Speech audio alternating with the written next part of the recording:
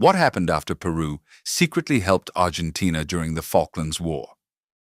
Few people know what really occurred after that operation, because for years this story was not meant to be told. In 1982, while Argentina faced alone one of the most powerful fleets in the world, something unexpected happened in South America. A group of Peruvian pilots received an urgent order: prepare combat aircraft, load missiles, turn off the radios, and take off toward Argentina on a mission that officially never existed. The planes flew without markings, crossing skies monitored by foreign radars, and if anything went wrong, the diplomatic scandal could drag another country into the war. But they took off anyway. When they finally reached Argentine territory, the pilots waiting on the ground could not hold back their emotion. Many of them would recall it years later with a phrase still repeated among veterans today. That day we understood we were not completely alone. But the most surprising thing was not the aid itself. What was truly incredible was what happened afterward, because that secret mission not only changed the course of several battles, it also left behind a story of solidarity and risk that remained hidden for decades. Today we are going to reconstruct it step by step. On April 2nd, 1982, Argentina executed what was called Operation Rosario. The objective was to reclaim the Falkland Islands after nearly 150 years of British rule. Within hours, around 600 Argentine soldiers landed on the islands and took control of Port Stanley, which was quickly renamed Puerto Argentino. The operation was swift, and something even more significant: a strict order had been given: avoid enemy casualties. The intention was not to start an open war. The Argentine government had a different plan: reclaim the islands and then force a diplomatic negotiation with the United Kingdom. For years, Argentina had brought the Falklands issue before the UN without concrete results. The military takeover sought to change the board, to control the territory and force London to the negotiating table. And at first, everything seemed to suggest the plan could work. In Argentina, the news triggered an explosion of patriotism. Thousands of people took to the streets, squares filled with flags. The military government of General Leopoldo Galtieri received a wave of popular support it had not seen in a long time. But what appeared to be a swift political victory concealed an enormous problem. The United Kingdom was not going to negotiate. It was going to respond. And when Margaret Thatcher, the British Prime Minister known as the Iron Lady, made her decision, she made it clear from the very first moment: Great Britain would not allow the loss of a territory, not even one as remote as the Falklands. Just 3 days later, on April 5th, 1982, a massive British fleet set sail for the South Atlantic.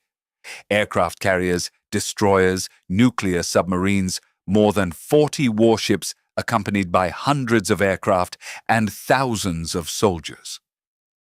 It was the largest British military deployment since World War II, and at that moment, war was inevitable. Argentina had motivated soldiers, extraordinarily brave pilots, and enormous popular support. But it also had 3 major problems. First, the technological gap with the British military. Second, the distance and logistical difficulties of sustaining a war on the islands. And third, one that would soon prove decisive: international isolation. Most Western powers backed the United Kingdom. Argentina faced a military embargo. That meant something very serious. No country could sell it weapons, aircraft, or missiles. Suddenly, a country at war was desperately in need of military equipment, but almost no one was willing to risk helping. Almost no one.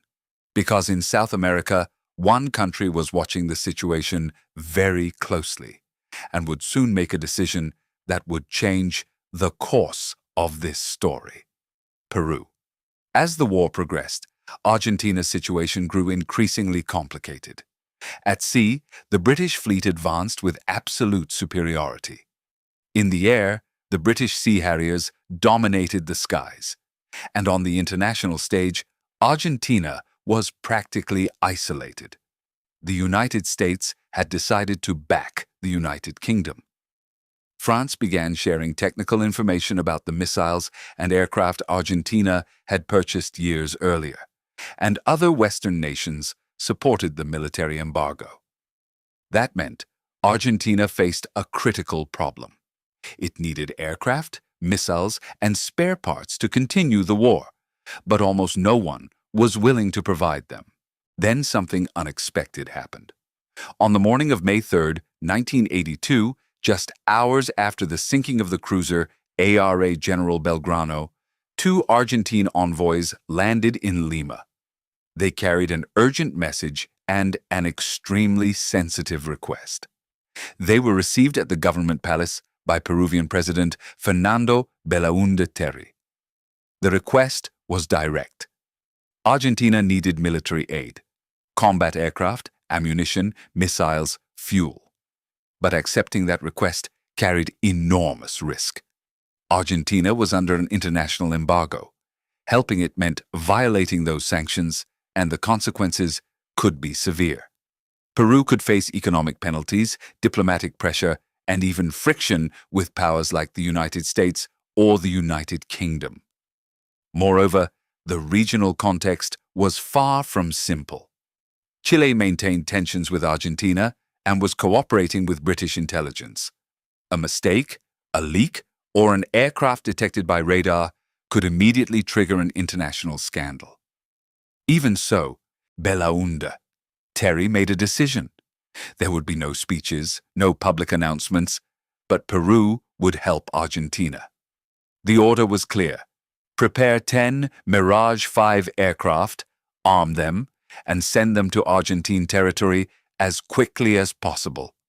Alongside them, a Hercules transport aircraft would take off loaded with missiles, bombs, spare parts, and technical specialists. Everything had to be done in secret. No communiques, no official confirmations, nothing that could prove Peru was participating in the war. Because if anything went wrong, the conflict could expand far beyond the Falklands. But there was still one problem, a very serious one. Sending those aircraft to Argentina would require one of the most dangerous air missions of the entire war.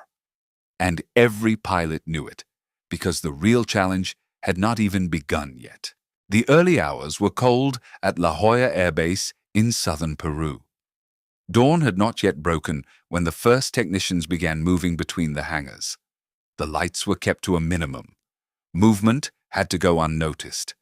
This was no ordinary mission. The 10 Mirages being prepared on the runway were being rapidly modified. Peruvian markings had been removed. Registration numbers were being changed. Even certain fuselage details were adjusted so that upon landing in Argentina, the aircraft could be quickly integrated into the local air force. When those planes took off, they would officially belong to no country. The flight plan was extremely delicate. First, they would take off from La Joya in southern Peru. Then, they would cross part of Bolivian territory heading toward Jujuy in northern Argentina, and from there continue to more secure bases in the center of the country, where the Mirages could be incorporated into combat operations. But the problem was not only the distance, it was the silence. Throughout the entire flight, the pilots had to keep their radios off. No communications, no signals. If an emergency arose, they would have to handle it entirely on their own. There was another, even greater risk: the radars of neighboring countries. Chile was closely monitoring any aerial movement in the region. Bolivia could also detect the formation. If any of those radars identified the aircraft, the operation would be immediately exposed, and the international scandal would be unavoidable. But that was not all. The Mirages were not designed for flights of that length, which is why additional fuel tanks had been installed. Even so, every minute in the air meant precise calculations: speed, altitude, fuel consumption. Everything had to stay within an extremely narrow margin. The pilots knew there was no room for error: a mechanical failure, an unexpected storm, a radar detection. Anything could ruin the mission. And yet not one of them hesitated, because they all knew what was happening in the south. While they were preparing to take off, Argentine pilots were flying near suicidal missions against the British fleet. Low-altitude attacks, improvised bombing runs, extreme maneuvers to evade missiles. Many of those pilots would not be coming back. That is why, when the order finally came, the engines began to roar on the runway. One by one, the mirages accelerated and rose into the dark sky. The mission had begun. And for the next several hours, 10 aircraft would fly over South America on an operation that officially never existed. But what awaited them upon arriving in Argentina was something none of them would ever forget. After hours of flying in complete silence, the mirages finally began approaching Argentine airspace. The journey had been long and tense. Every minute in the air had been a mix of concentration and pressure. But the hardest part was now behind them.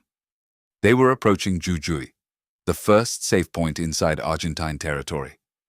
On the ground, Argentine radars already knew something was happening. There was movement in the sky. A formation of aircraft was approaching from the north. At the airbase, several Argentine pilots stepped outside to scan the horizon. For weeks, they had lived through a brutal war. Many of their comrades were already gone. Every mission meant facing an enormous fleet protected by missiles and the feared sea harriers, the British hunters that ruled the skies. So when the silhouettes began to appear on the horizon, no one could believe it. At first, they were dark specks in the distance. Then, the shapes grew clearer. And finally, the distinctive wings of the mirages were unmistakable. At that moment, someone shouted a phrase many veterans still remember to this day. There they are. There are the Peruvians. Within seconds, the runway filled with pilots, mechanics, and soldiers looking up at the sky. As the aircraft began landing one by one, the emotion was impossible to contain. Many of the Argentine pilots embraced each other. Some even wept, because in that moment they understood something very important. They were not completely alone. When the Peruvian pilots opened their cockpits and climbed down, they were received with embraces that seemed to have no end. It was a moment charged with emotion. Many of the mirages had been painted with Argentine markings. Some of the registration numbers even corresponded to Argentine aircraft that had been shot down in combat, a symbolic way of returning them to the sky. One of the Argentine pilots who witnessed the scene would recall it years later with a phrase that captured everything felt on that runway. It was as if our fallen comrades had come home.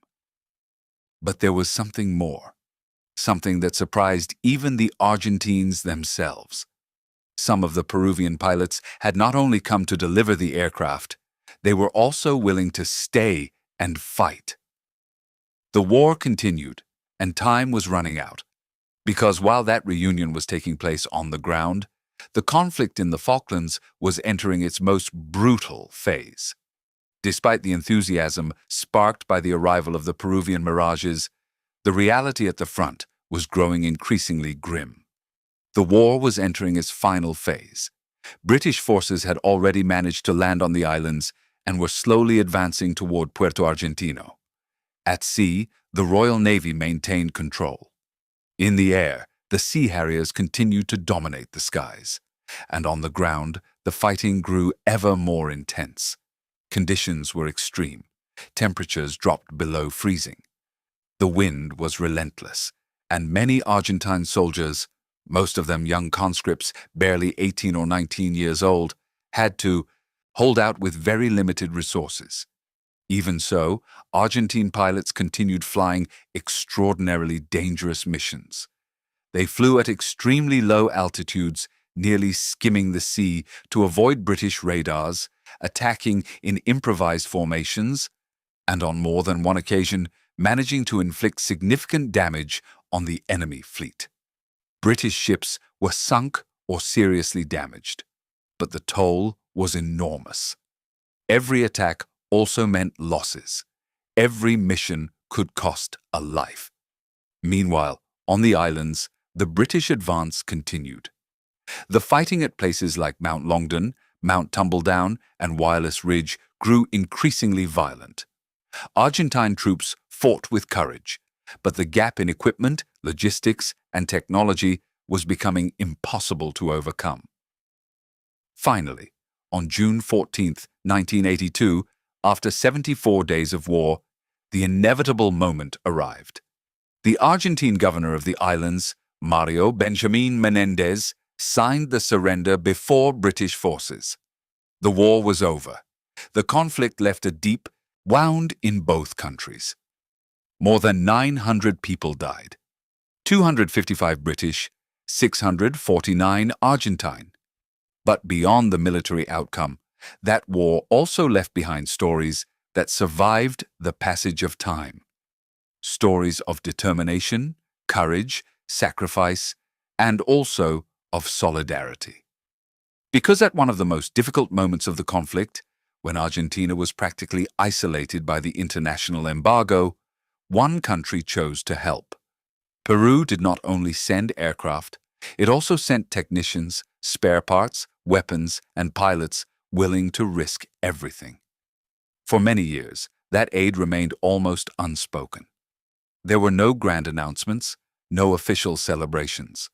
But among the pilots and veterans of both countries, the story was never forgotten. Because beyond the war, something remained that is still remembered today. A brotherhood forged in one of the most difficult moments in recent history. Proof that even in the midst of such a brutal conflict, solidarity between peoples can cross borders. And, as many Argentine veterans would say, decades later, when no one could help us, Peru did. If you are interested in real stories from the Falklands War and the facts that almost no one talks about, subscribe to the channel. We keep honoring those who made history, even when the world chose to forget them. And if you enjoyed this video, leave a like. It helps more people discover this story. See you in the next one.